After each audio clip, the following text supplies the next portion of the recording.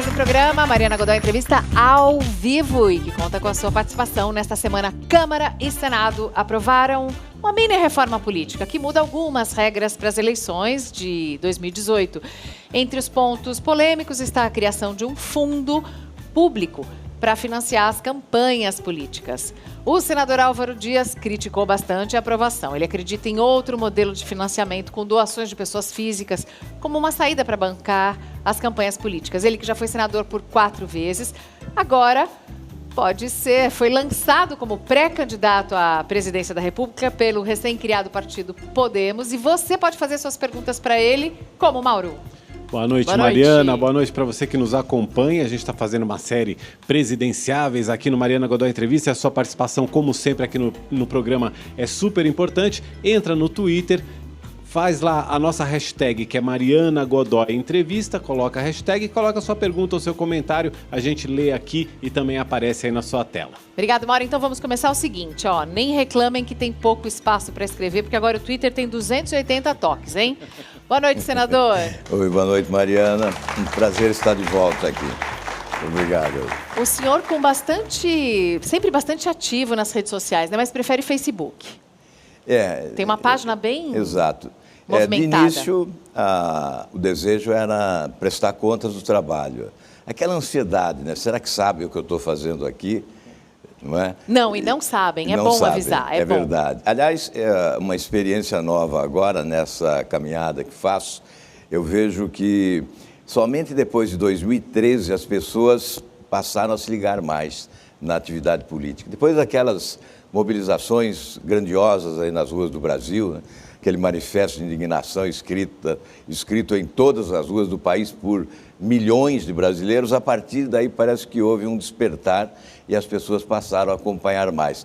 Mas antes de 2013, acompanhava-se muito pouco a atividade política, até pela descrença da classe política, a população também vendo a banalização da corrupção, não tinha aquela capacidade de indignação que hoje readquiriu, não é? Mas nós iniciamos esse envolvimento com as redes sociais para prestar contas do nosso trabalho. E depois, como uma espécie de termômetro a medir o pulsar das aspirações das pessoas, não é? A crítica, a sugestão e até a motivação, né? É evidente que o apoio às propostas, tudo isso é importante. Por isso, nós passamos a ter uma relação mais direta com as pessoas que nos acompanham através das redes sociais. Deve ter dado certo, porque, olha, o senador Álvaro Dias foi eleito, agora na última vez para senador, com quase 80% dos votos do estado dele, que é o Paraná. E nas pesquisas para presidente em 2018, ele que já foi lançado pelo Podemos como pré-candidato, ele aparece com uma das menores rejeições. Vamos ver aqui um quadro das rejeições, porque já estão fazendo pesquisas, né? O presidente Lula, o ex-presidente Lula é o que aparece com o maior índice de rejeição, 42%, seguido de Jair Bolsonaro com 33%. É engraçado porque são os dois primeiros na pesquisa, também com as maiores rejeições. Geraldo Alckmin e Rodrigo Maia também em torno dos 30%, como Fernando Haddad, logo depois Ciro Gomes e Marina Silva. E entre a lista dos que tem a menor rejeição, Joaquim Barbosa com 21%, e Álvaro Dias com 22%. Praticamente a mesma coisa por causa da margem de erro das pesquisas, né? Mas a menor rejeição, né? Dos candidatos de verdade, porque Joaquim Barbosa até agora não é candidato mesmo. E olha, não é por isso, mas é uma análise que fazia mesmo antes do meu nome ser incluído. As pesquisas nesse momento, elas não dizem respeito ao futuro. O futuro está por vir. Muita água vai passar debaixo dessa ponte, não é? Ainda vai mudar esse cenário. Essas pesquisas dizem respeito ao passado. Então, elas valem para medir a rejeição, porque o passado já está posto.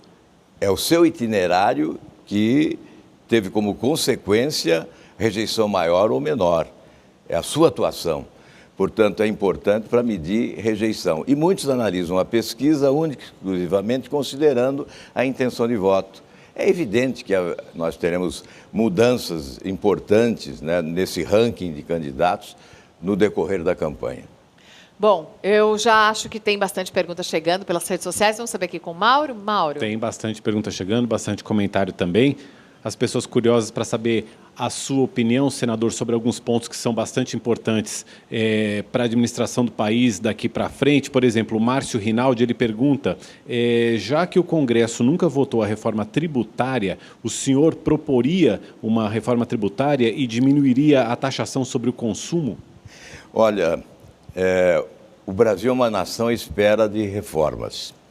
E a população, quando foi para as ruas, foi não apenas para pedir o impeachment de quem presidiu o país, foi para exigir mudança evidente da prática política, do comportamento, da postura, da cultura política brasileira, mas também essas mudanças pontuais, as reformas. Qual reforma é mais importante? Eu começaria pela reforma do Estado, uma espécie de refundação da República.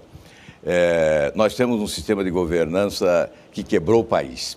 É a causa maior da desgraça que se abateu sobre o nosso país, com a incompetência administrativa sendo consagrada e com a corrupção que se alargou de forma histórica e sem precedentes. Então, esse sistema... E com a conivência de todos os mecanismos de controle, porque a gente tem Tribunal de Contas, a gente tem Ministério Público, a gente tem a Justiça, bem preguiçosa para investigar algumas coisas. Olha... É o balcão de negócio, o aparelhamento do Estado, o loteamento dos cargos públicos, uma usina de escândalos de corrupção, a matriz desses governos corruptos e incompetentes que tivemos, levando o país a mergulhar nesse oceano de dificuldades. A relação promíscua dos poderes, a relação desonesta entre os poderes, o governante tentando o apoio do Congresso a qualquer preço, com toma lá da cá, a barganha permanente, comprando voto, comprando consciência, comprando partidos, usando os setores privados, parte do setor privado, para corromper, para pagar propina. Que tipo de reforma mudaria isso? Então, a reforma é a reforma do Estado brasileiro. E, sobretudo, no Executivo, sim, mas também no Legislativo. Não é só reduzir o número de ministérios, de secretarias, de diretorias, de departamentos, de empresas, de cargos comissionados. Não, é reduzir também o tamanho do poder legislativo. É hora de cortar. Nós temos que reduzir o Congresso. Senado, por que 3 senadores e não 2 por Estado? Qual é a diferença? O que perde a população se nós tivermos 2 senadores por Estado e não 3? E na Câmara dos Deputados? Por que 513 deputados? Por que 28 partidos representados na Câmara dos Deputados, dos 35 que já possuem registro e de mais 60 que estão na fila, alimentados pelo fundo partidário, estimulados pelo fundo partidário? Eu entendi que o senhor é a favor de uma diminuição do tamanho do Estado, Exato. Mas o senhor é a favor também de uma mudança no regime? Assim, o senhor é parlamentarista? Olha, no futuro, primeiro uma reforma política que permita a construção de partidos de verdade. O parlamentarismo é um regime sustentado pela existência de partidos com identidade programática. O que temos hoje não são partidos, são siglas. Aliás, até certamente vão me perguntar, então já vou responder antecipadamente. Quando me perguntam, mas você não mudou muito de partido? Eu respondo, nunca mudei de partido. E as pessoas se assustam. Não mudei mesmo, por quê? Eu mudei de sigla. Mudei de sigla à procura de um partido e não encontrei.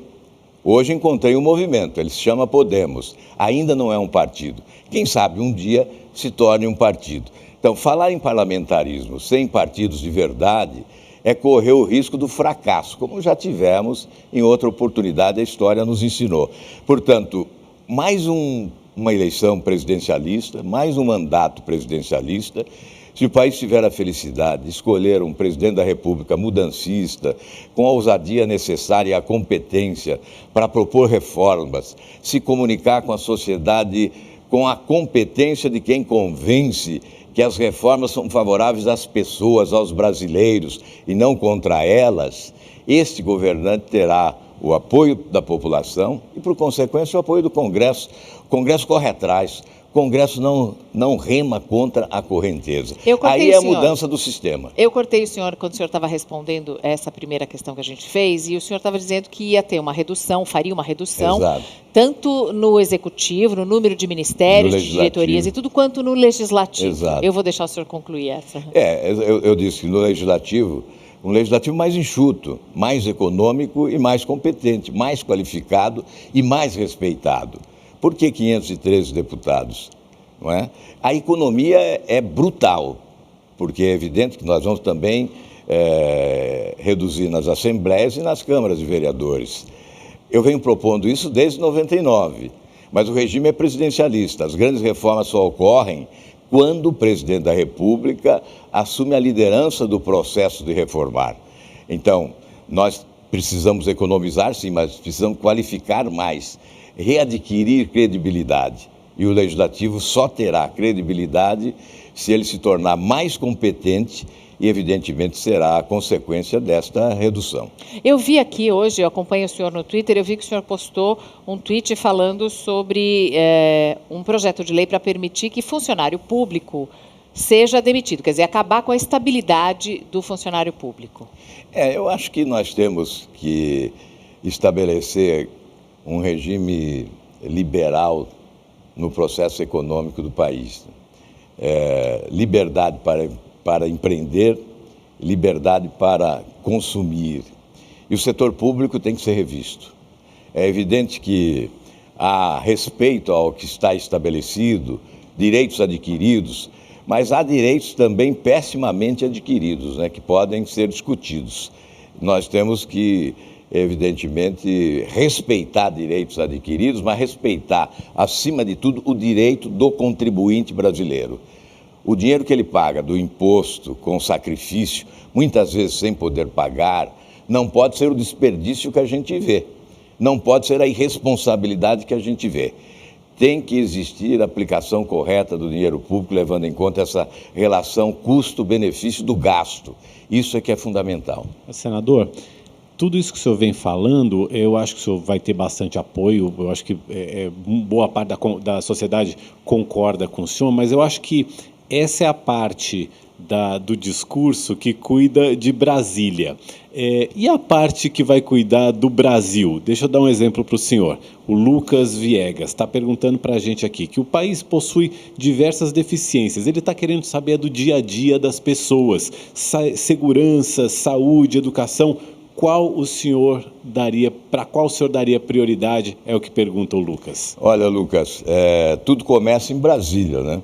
Para chegar lá no interior do país e cuidar do emprego do cidadão que quer salário, casa para morar e viver com dignidade, começa em Brasília com essas reformas. A segurança, a violência está avassaladora no país porque é preciso mudar Brasília, não é? Então, prioridade, é claro, todo candidato vai dizer prioridade de saúde, educação, segurança pública. É só ler a pesquisa e falar pela ordem. Hoje é segurança pública, saúde e educação. Mas como fazer? Primeiro, viabilizando os recursos. Como viabilizar recursos? Hoje, o Estado gastador, o Estado perdulário, o Estado desses paralelismos, desse loteamento, desse aparelhamento, esse Estado se tornou incapaz de atender às necessidades mínimas da população, porque houve a fragilização do poder público, da capacidade do poder público investir nesses setores fundamentais. Então começa por lá, com essas reformas, e evidentemente há uma reforma fundamental que pouco se fala, uma mudança fundamental, que é a mudança da administração da dívida pública brasileira. Eu considero o nosso calcanhar de Aquiles. Eu não vejo, essa equipe econômica do atual governo é competente, ela tem promovido alguns avanços, mas em nenhum momento falou da dívida pública. Me parece ser refém do sistema financeiro. A dívida pública brasileira hoje alcança 75% do produto interno bruto. Tudo 4 isso? 4 trilhões e 900 bilhões. Nesse ano de 2017, nós gastamos do orçamento 52% para pagar juros, serviços e encargos, ou seja, a rolagem da dívida. A gente está remunerando com o nosso trabalho dinheiro que não é nosso, que não fica aqui, Exato. que não vem para a gente, hein? 1 trilhão e 722 bilhões de reais. Por que essa dívida cresceu dessa forma avassaladora, não é? Nós temos que fazer, eu sei que isso machuca muitas pessoas, mas eu aprovei um requerimento do Senado pedindo ao Tribunal de Contas que faça uma auditoria da dívida pública. Claro. Não se trata de pregar rompimento de contratos, não. É preciso ver se os contratos foram mal celebrados. Se há contratos mal celebrados, há justificativa para o rompimento. Nós não podemos romper contratos bem celebrados, de forma republicana, de forma decente, de forma honesta. Mas se houve corrupção, é evidente que não pode ficar assim. Temos que saber de onde vem essa dívida, quem se beneficia com ela, para onde foi esse dinheiro, que parte dessa dívida já pagamos, se já não estamos pagando dívida já paga. Tudo isso tem que ser mostrado ao país, porque esta é a questão crucial. Nós não vamos alcançar índices de crescimento compatíveis com a nossa grandeza se nós não promovermos essas reformas. Reforma do Estado, equacionamento da dívida pública brasileira, etc. No intervalo, a gente já volta com mais perguntas dos nossos telespectadores para o senador Álvaro Dias.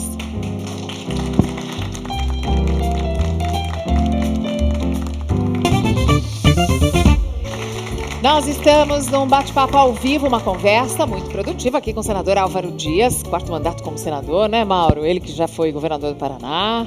Tem muitas perguntas chegando sobre economia, já que ele mencionou o assunto. A gente terminou o bloco passado falando sobre economia, tem muita gente perguntando também sobre privatizações. Por exemplo, o Rodney Silva, ele pergunta para o senador se o senhor é a favor da privatização da Petrobras, lembrando que a gente está tratando aqui de planos do senador para o futuro, já que ele é pré-candidato à presidência da República. Olha, a Petrobras, na verdade, foi privatizada pelo propinoduto. Os últimos governos privatizaram a Petrobras pelas mãos da corrupção, da roubalheira desenfreada. Assaltaram a Petrobras. O que nós precisamos agora é retirá-la das mãos dos que o assaltaram nos últimos anos. Porque é uma grande empresa, é um orgulho nacional. Não se privatiza uma empresa que só dá lucro ao país. O que não se deve permitir é que ela seja outra vez assaltada como foi nos últimos anos. Mas é uma das grandes empresas do mundo em matéria de competência, especialmente know-how em exploração do petróleo em águas profundas, é imbatível, tem um quadro técnico extraordinário e só oferece benefícios ao país, um setor estratégico. Não se privatiza um setor estratégico como esse. Moeda. Não se entrega aos chineses, aos ingleses, uma empresa nacional que é orgulho do nosso país. Moeda, a nossa moeda pode ser impressa em outro país? A Casa da Moeda pode ir para fora? Que necessidade de imprimir em outro país, não é? Por quê? Não temos competência nem mesmo para imprimir a nossa moeda? Eu acho que isso basta. Tem perguntas também dos nossos telespectadores para o senhor. Vamos ouvir aqui uma delas. Senador, o senhor é a favor da privatização da Eletrobras? Eletrobras. A Eletrobras também cai aí no campo da estratégia, não é? Você imagine os chineses definindo quanto nós temos que pagar no final do mês na conta de luz, não é? É um setor estratégico. Nós temos competência e know-how também nesta área. Imagine lá o nordestino se conformar com a privatização do Rio São Francisco. Querem vender o Rio São Francisco? Ora, o Brasil tem um patrimônio extraordinário, 68% da nossa energia tem origem na água. Aliás, 11% da água doce do mundo está no Brasil. Nós temos 12 mil rios cortando o solo nacional. Só a bacia amazônica são 6 milhões de quilômetros quadrados. Isso é um patrimônio incrível que o mundo nos deve muito. Nós temos que cobrar do mundo. Não vamos entregar empresas estratégicas a outras nações para que administrem os nossos interesses. De forma alguma, eu creio que esse governo está cometendo um crime lesa pátria ao privatizar apressadamente algumas empresas de energia que são rentáveis e que não deveriam ser privatizadas. Num momento crítico, um governo complexo, temerário, um governo complicado, nervoso, e exatamente um governo denunciado, Capenga, por corrupção, uma pinguelinha. um presidente da República pela primeira vez na história do país, um presidente da República, no exercício da função, denunciado pela Procuradoria da República como chefe de uma organização criminosa, não sou eu que estou dizendo, é a Procuradoria da República. Dinheiro na mão desse governo é vendaval. Vamos destruir o nosso patrimônio, jogar para o ar o dinheiro decorrente dessas privatizações? Agora não. Vamos discutir, sim, um programa de privatização de empresas incompetentes, de empresas mal dirigidas, de empresas que foram, lamentavelmente, pela incompetência de gestão, foram destruídas. Vamos privatizar estas, mas setores estratégicos, o setor de energia é fundamental para o país. Senador, o senhor fica com esse discurso contra a privatização, o senhor não vai ter o apoio do mercado, hein? Eu não sou contra a privatização. Chamada mercado. Eu sou a favor da privatização, mas das empresas que devem ser privatizadas. Há empresas que devem ser privatizadas, e é a grande maioria. O que nós não podemos privatizar é muito restrito. É restrito a essa área de energia e saneamento básico. Mas devemos estabelecer concorrência. Isto sim. Você não privatiza, por exemplo, deixa eu ser um pouco provinciano, a Copel no Paraná, mas permite que a iniciativa privada concorra com a Copel, que se estabeleça para gerar energia. Isso é possível. Aí a empresa pública competente se torna referência na fixação das tarifas, para evitar que esse apetite desmesurado de alguns elevem as taxas e a população sofre as consequências. Logo nesse campo da energia, que é fundamental para a família, que é fundamental para a indústria, que é fundamental para o comércio, que é essencial para a geração de empregos. Então nós temos que ter a preservação desses setores estratégicos. Não confundam. Eu sou privativista, sim, tem que privatizar, mas estas empresas que a privatização recomenda. A gente viu o senhor fazendo algumas críticas agora ao governo Temer, e seria interessante o senhor esclarecer qual é a posição concreta do Podemos em relação ao governo Temer. O Podemos vem do PTN, que era um partido da base do governo, saiu da base em maio, quando estourou o escândalo da JBS. O senhor acaba de receber agora no Podemos o senador José Medeiros, que era vice-líder do governo no Congresso, entregou agora esse cargo. Qual que é a posição do Podemos em relação ao governo Temer? Bem, nós estamos nessa fase de transição, né, que é uma etapa preliminar da construção do partido. Esse trabalho começou efetivamente no dia 1º de julho passado. Então, neste momento, o partido não tem questão fechada. Para favorecer a sua construção, os seus parlamentares estão livres para decidir, opinar e votar de conformidade com a sua consciência, sem amarras. É evidente que depois da construção desse movimento, depois das eleições, nós teremos que adotar posições de unidade em relação a temas essenciais, sobretudo porque o nosso movimento prega a consulta popular, o exercício da democracia direta. E isso exige, portanto, unidade partidária, porque se nós vamos consultar, teremos que respeitar em relação ao resultado dessa consulta. O senhor diz que tem que fazer consulta popular. O Lucas pergunta se o senhor faria mais uma vez um plebiscito sobre a posse de armas no Brasil. Nós temos que rediscutir essa questão. Se é o plebiscito a forma, ainda não estou seguro. Quem sabe uma discussão entre especialistas para a elaboração de uma nova proposta de lei e aí possivelmente um referendo. Sim, aí pode-se fazer um referendo. Nós temos que adotar essa prática democrática, né, que estabelece uma relação mais próxima do Estado brasileiro com a sociedade. Mas o senhor, pessoalmente, qual que é a sua posição sobre a posse de armas? Nós temos que rever isso. Tem que estabelecer, evidentemente, determinados limites com bom senso, mas eu não creio que seja adequado proibir, assim, terminativamente o uso de armas. Há situações em que se recomenda a utilização, o porte de arma. A Wilde quer saber, forma legal.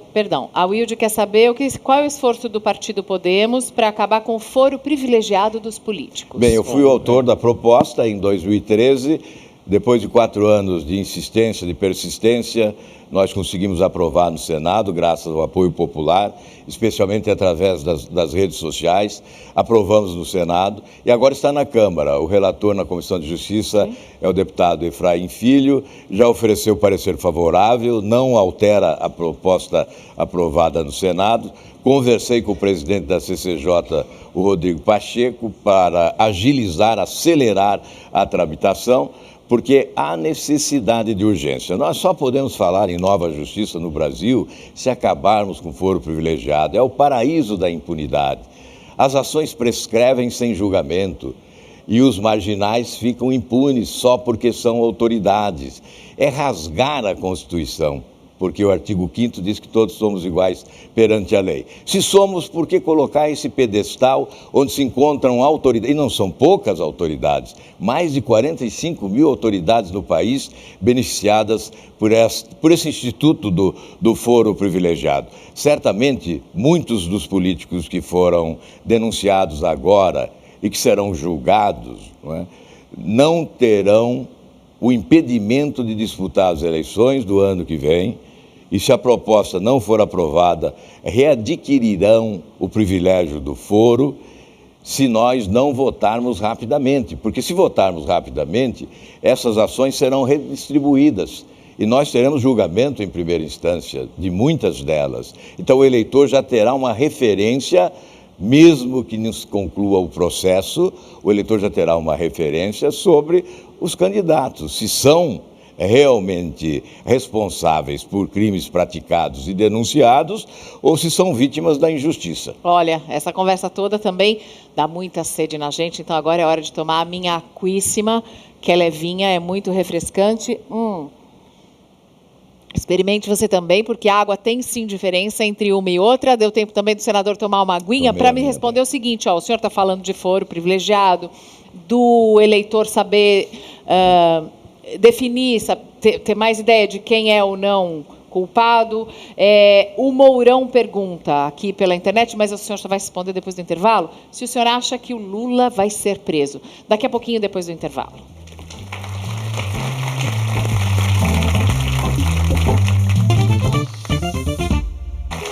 Estamos de volta com a entrevista com o senador Álvaro Dias, presidenciável pelo Podemos, e ele está respondendo às suas perguntas. O Mourão pergunta se o senhor acha que o Lula vai ser preso.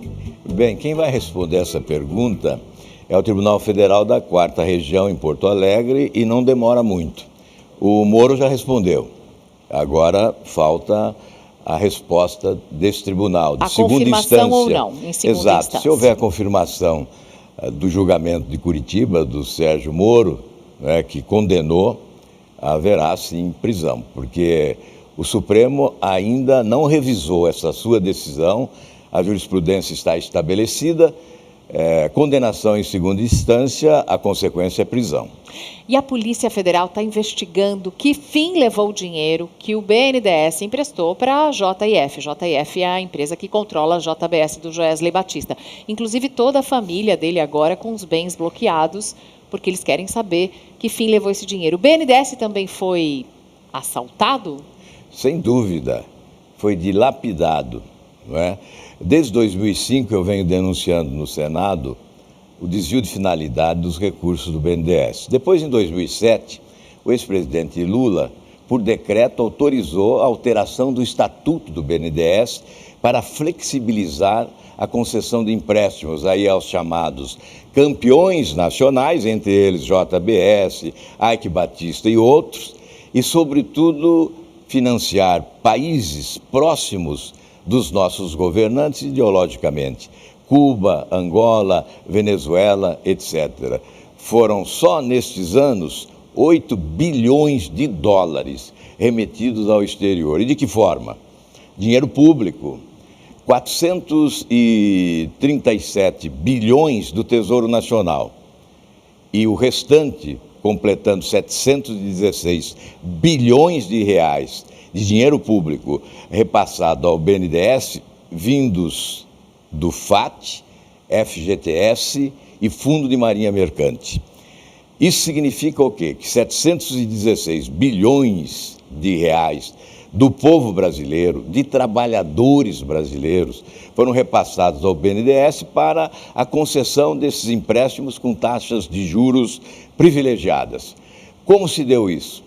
Esses 437 bilhões de reais não estavam no caixa do Tesouro Nacional. O governo foi buscar no mercado e pagou juros de 14%. Repassou ao BNDES, que negociou, que emprestou com juros de 5% e 6%. A diferença quem pagou foi o povo brasileiro. Foi o contribuinte que paga impostos. Isso se chama equalização das taxas de juros.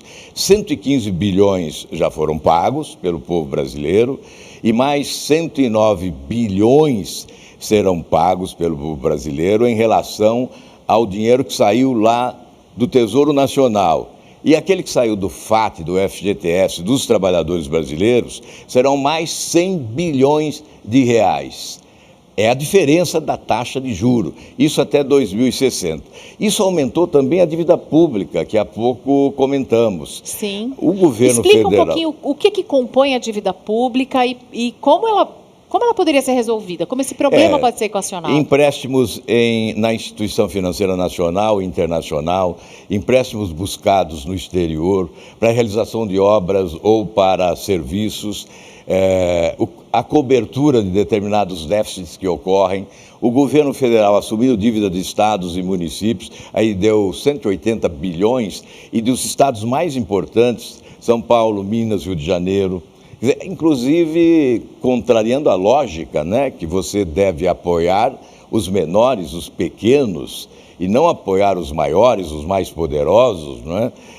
Portanto, isso fez aumentar a dívida, essa contabilidade criativa em relação ao BNDES também fez aumentar a dívida, além do que o BNDES chegou a fazer empréstimos secretos, empréstimos sigilosos. Isso não há em lugar nenhum do mundo. Eu ingressei com mandado de segurança junto ao Supremo para tentar quebrar essa caixa preta. Tentamos CPIs do BNDES inúmeras vezes e nunca conseguimos. Agora a Operação Lava Jato desmontou a quadrilha e vai investigar, a Polícia Federal vai investigar, e nós esperamos que todos os envolvidos nesse escândalo do BNDES possam ser também apanhados e possam ser levados à prisão. Eu acho que a Operação Lava Jato, Mariana, me desculpe me estender, a Operação Lava Jato é a prioridade do povo brasileiro. O povo brasileiro quer a limpeza. Este ano é o ano da limpeza. Se houver limpeza esse ano, nós teremos mais chance de promover a mudança no próximo ano. O senhor tem esperança de que, com tudo que ficou exposto durante esse processo de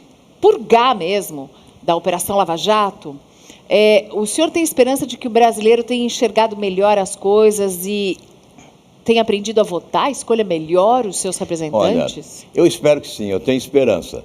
Veja bem, esses assaltantes, esses ladrões do dinheiro público, não roubaram apenas o dinheiro, roubaram sonhos, esperanças, roubaram vidas. Dá para recuperar? Quantos brasileiros morrem em corredores de hospitais, amontoados por falta de assistência? A assistência não chega, antes chega a morte por falta do dinheiro que foi roubado por esses assaltantes.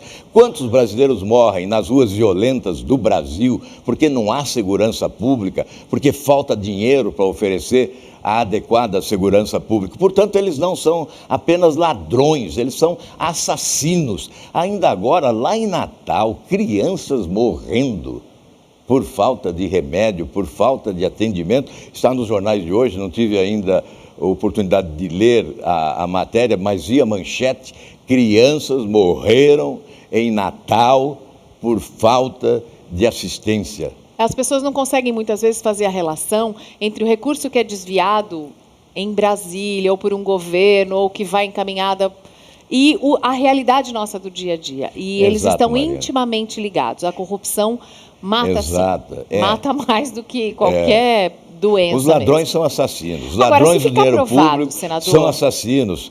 Tem que ir para a cadeia porque roubaram, tem que ir para a cadeia porque assassinaram, mataram pessoas nesse país. O senhor está no Senado. O ambiente do Senado tem 80 senadores. Uma boa parte dos senadores também envolvidos em alguma coisa. Entre eles, chama a atenção a situação do senador Aécio Neves. Não envergonha a casa, o senador Aécio Neves? É claro que nós estamos constrangidos com tudo isso. É uma situação ímpar, né? Pediu dinheiro. A instituição viveu péssimos momentos na sua história, mas certamente nunca viveu um momento tão dramático de tragédia política como esse que estamos vivendo. E agora estabelecendo, inclusive, esse confronto com o Supremo Tribunal Federal, eu me coloco como defensor da Constituição, sim. Nós temos a contabilidade criativa no Brasil e é evidente que temos criativos senhores interpretando a nossa legislação. E aí a interpretação é livre, mas a interpretação que faço é que a primeira turma do Supremo Tribunal Federal, ao decidir por medidas cautelares diversas da prisão, agiu em consonância com a legislação vigente. A Constituição estabelece as competências do Supremo Tribunal Federal e nenhuma delas está que o outro poder pode interferir em decisões do Poder Judiciário. Aí nós não podemos afirmar que o Poder Judiciário é independente. Aí nós não podemos dizer que temos a interdependência entre os poderes. O Senado está tentando invasão de competência. Tem que cumprir a decisão judicial. Não houve prisão. Não cabe ao Senado Federal anular, desobedecer uma decisão do Supremo Tribunal Federal. Foi o que disse Fernando Henrique Cardoso, que a última palavra é do Supremo Tribunal Federal. Agora, é estranho que o Conselho de Ética do Senado não funcione num caso desses. Não, o Conselho de Ética é uma brincadeira, é uma encenação. Eu me recuso até a falar sobre o Conselho de Ética do Senado. Seria melhor não instalar do que instalar como se faz, para não funcionar. Não é para revelar crimes praticados e condenar criminosos, é para esconder e proteger. Mauro. O senhor acredita numa possibilidade de uma união entre PT, PMDB e PSDB para salvar Aécio Neves e todos os demais implicados desses partidos, principalmente no Senado? Olha, eu espero que não, porque seria trágico. A instituição tem que ser preservada, né? Nós que somos integrantes das instituições públicas, especialmente no caso o parlamento, nós somos passageiros, transitórios, substituíveis. A instituição não, ela é permanente, ela é insubstituível, ela é definitiva, porque é essencial ao Estado de Direito Democrático. Então, o parlamentar pode ser condenado, a instituição não. Agir dessa forma, como você estabelece aí, essa coalizão de forças na defesa de um colega usando desse corporativismo, seria condenar a instituição. A sociedade não aceita isso. Deixa eu fazer uma pergunta para o senhor também sobre o Senado. Ontem o Senado votou a toque de caixa, foi num rolo compressor, a questão da reforma política, que acabou sendo só uma simples reforma eleitoral, mas foi uma votação tão apressada que o Senado até deixou passar, deixou escapar alguns pontos sensíveis, como a questão da censura à internet, que o presidente Temer teve que vetar hoje. Eu queria saber do senhor duas questões. Primeiro, que o senhor comentasse um pouco esse tipo de votação, se isso ainda cabe numa política que a gente gostaria de ver um pouco mais transparente, um pouco mais discutida. E, por outro lado, aproveitando o tema da reforma, eu faço a pergunta aqui do Paulo Seneviva, que ele quer saber como é que vai ser a arrecadação de campanha do seu partido. Olha, primeiro, em relação à reforma política, nós, os políticos, devemos pedir perdão à população, porque estamos devendo. Há quanto tempo discutimos reforma política e não oferecemos ainda um modelo compatível com as exigências da nossa sociedade? Isto tudo se deve ao presidencialismo forte, quando o presidente se omite, já que, como eu disse antes, as reformas de profundidade só ocorrem nesse presidencialismo se o presidente da República assumir a responsabilidade da liderança, conduzir o processo. Mesmo a reforma política, ela tem que ser iniciativa do presidente da República. Constitua-se uma comissão de especialistas longe do Congresso, sem o efeito corporativismo, elabore-se um projeto, o presidente subscreve, encaminha o Congresso, se discute isso, e, se necessário, até se submete a um referendo para que o país possa ter um modelo político compatível com as exigências da nossa sociedade, sobretudo reduzindo os índices de corrupção no processo eleitoral. Esse tipo de votação simbólica, não é? Lamentavelmente, é uma prática do parlamento. e a pressa, a necessidade. Se nós tivemos tanto tempo e não fizemos a reforma, foi por incapacidade. E o que é flagrante, é revelador, não é? É que isso não aconteceu porque nós temos na Câmara dos Deputados 28 partidos instalados, discutindo e defendendo os próprios interesses. Os interesses são diversos, então não há consenso e não ocorre deliberação em tempo. É a maior demonstração de que precisamos reduzir o número de partidos no país e de que precisamos, portanto, de uma reforma política de verdade. E o financiamento do seu partido agora na campanha eleitoral? Como é que o senhor configura já agora com o fundo partidário aprovado, o fundo eleitoral? Terá que cumprir a lei, o partido certamente cumprirá a lei. Eu, particularmente, pretendo fazer uma campanha modesta, tem que ser mais do que modesta, tem que ser miserável, em razão da situação vivida no país. Mas eu não preciso de muito esforço para fazer uma campanha modesta, porque eu estou num partido pequeno, um movimento que está surgindo agora, portanto, nós teremos pouco tempo de rádio e televisão, se não houver alteração na legislação. Acho que os veículos de comunicação devem contribuir com a democracia, com debate, abrindo espaço para debates, todas as emissoras de TV. O senhor já está convidado aqui para a Rede TV. Virei com a maior alegria, e até por necessidade, por dever. Acho que o povo brasileiro merece a oportunidade do confronto entre os postulantes para que ele possa fazer a escolha adequada. Senador, sempre dizem, olha, o povo não sabe votar. É. Não é bem assim. O povo sabe votar. Mas essa vai ser uma chance única. Exato. Nós não temos oferecido, os partidos políticos não oferecem as alternativas adequadas para que a população possa exercitar o voto com competência. Então, questão de competência, nós temos que atribuir, ou de incompetência, nós temos que atribuir primeiramente aos partidos políticos e não condenar o eleitor, porque ele é vítima da incompetência dos partidos políticos. Senador, nós temos 4 minutos e eu quero fazer 2 perguntas. Então, eu só vou dizer uma coisa que eu considero muito importante. Essa é uma hora de grande responsabilidade. A omissão pode ser uma tragédia para o Brasil. Na política ou fora dela, todos os brasileiros lúcidos e conscientes devem ser protagonistas nessa hora. Porque se a escolha for infeliz no ano que vem, o Brasil vai continuar sangrando e o povo brasileiro vai continuar sofrendo. Olha, uma pergunta que a gente tem que fazer para todos os nossos convidados aqui, é a única igual para todo mundo, é por que o senhor quer ser presidente do Brasil? Olha, eu tenho uma trajetória política na oposição. Sempre fui oposição. Eu faço o caminho inverso da maioria dos políticos, porque a cultura política brasileira é do adesismo fácil. Os políticos, como manada de elefantes, correm para a sombra do poder, para obter vantagens, benesses, para se locupletar. Eu sempre fiz o caminho inverso. Eu só fui governo, na verdade, quando fui governador. Seria impossível fazer oposição a mim mesmo. E depois eu fui governo 6 meses, em 99, no segundo mandato do presidente Fernando Henrique Cardoso, quando assumi o mandato de senador pelo PSDB, fui governo 6 meses. Em agosto começou o calvário, o distanciamento, os conflitos, o desconforto. E como eu tenho como prioridade da minha trajetória política combater corrupção, investigar quando há denúncia, eu apoiei a investigação no governo do meu próprio partido e por isso tive que me afastar. E voltei a ser oposição.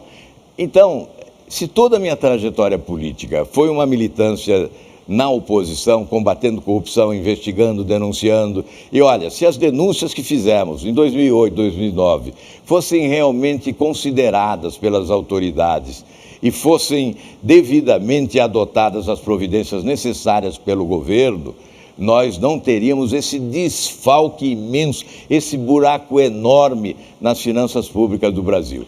Por isso, se foi toda uma trajetória histórica na oposição, agora é hora de contribuir para construir. É por isso que eu sou candidato atendendo um chamamento do partido, porque eu acho que candidatura à presidência da República não pode ser resultado de ambição pessoal. tem que ser resultante da convocação. E houve uma convocação do Podemos, por isso eu sou candidato. Senador, numa reforma tributária, o senhor seria a favor da taxação dos lucros, dos dividendos, Sim. das grandes fortunas? Modelo progressivo, nós temos hoje regressivo, penaliza os que ganham menos, Sim. em favor dos que ganham mais. Contribuir menos no consumo, cobrar menos no consumo, cobrar mais na renda. E certamente nós estaríamos aí promovendo justiça social com uma melhor distribuição de renda no país. Se o senhor ganhar, e vou cobrar isso, alavancando o hein? crescimento econômico. Pode cobrar. Pode cobrar, que é para valer. Quem vai ser seu vice, senador? Olha, é muito cedo, mas eu aceito sugestões. Romário? Quem o senhor gostaria que Estão fosse? falando no Romário. O Romário é candidato a governador do Rio de Janeiro e é muito importante que ele seja candidato a governador do Rio de Janeiro. Ele tem estatura para ser protagonista no Rio de Janeiro, esfacelado pela corrupção. Senador, de todos os candidatos que aparecem que assaltaram lá o poder. De todos os candidatos que aparecem hoje nas pesquisas, Marina, Ciro, Bolsonaro, todos, os que aparecem nas pesquisas, se o senhor pudesse escolher um deles para ser o seu vice, quem? Olha, por uma questão de elegância, eu não devo fazer distinção entre um e outro.